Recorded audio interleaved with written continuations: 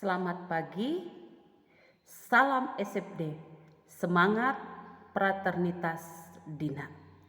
Kembali lagi dengan Ibu F. Tarihoran dalam bidang studi bahasa Indonesia. Anak-anak hebat Ibu semua, pada pertemuan kali ini kita masih membahas tentang puisi, yaitu teknik membaca puisi.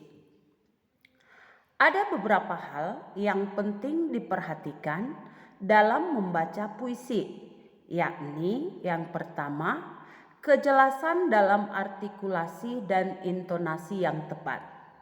2. Ketepatan ekspresi atau mimik. 3. Menggunakan gerak tubuh yang tepat. 4. Menguasai arena panggung.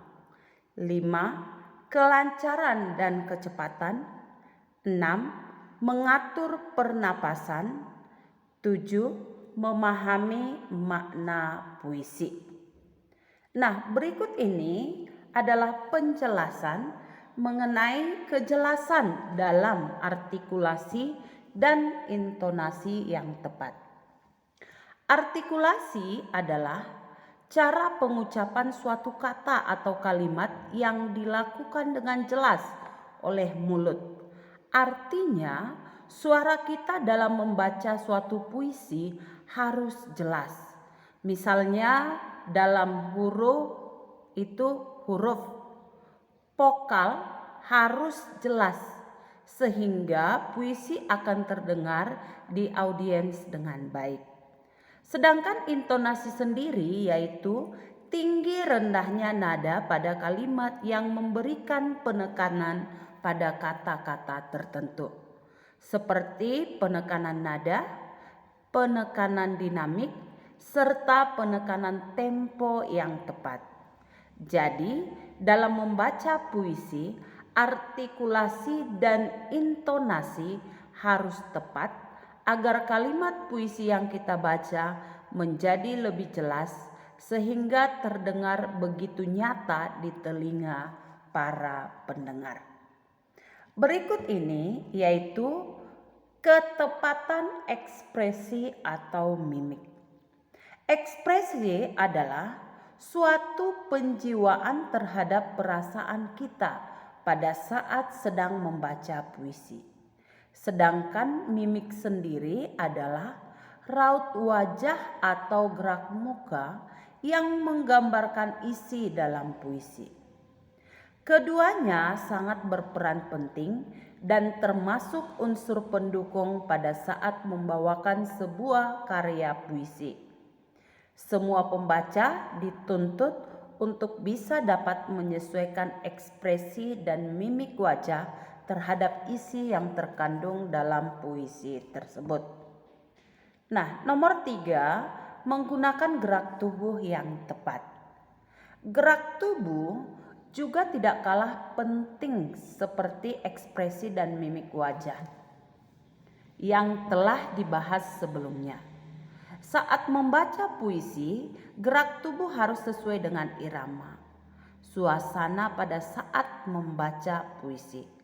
Contohnya itu seperti ketika isi dalam puisi menceritakan tentang perjuangan, maka gerak tubuh harus kelihatan tegas, tegak seperti mengkepak telapak tangan dan terlihat seperti sosok pemimpin.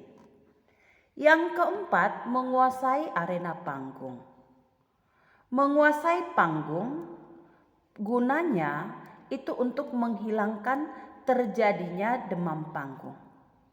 Demam panggung di sini maksudnya ialah ketika Anda sedang membaca puisi, Anda tidak dapat menguasai keadaan panggung.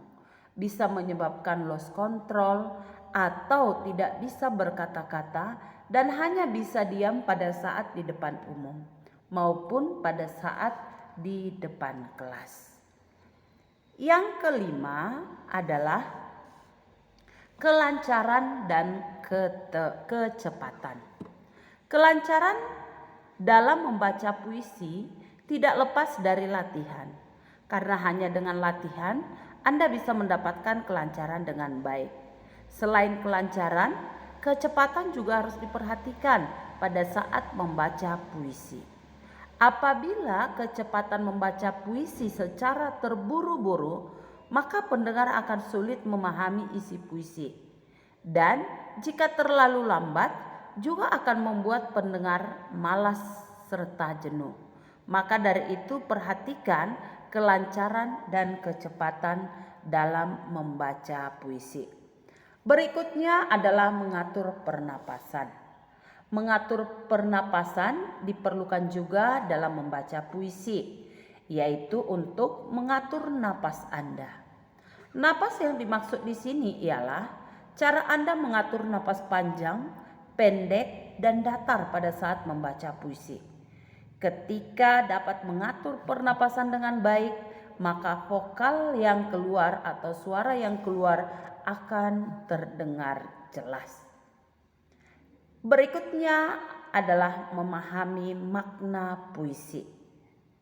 Memahami makna puisi bukan hanya sekedar membaca, tetapi kita harus memahami makna yang ada dalam puisi tersebut.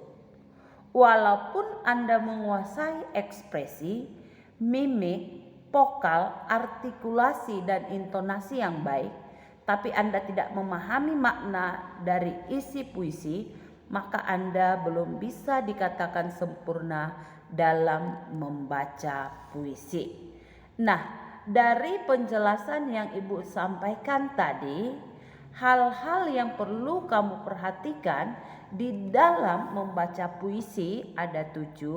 Silahkan kamu pahami, kamu praktekkan, dan supaya lebih memahami, silahkan kamu kerjakan tugas yang sudah Ibu sediakan di kolom tugas classroom.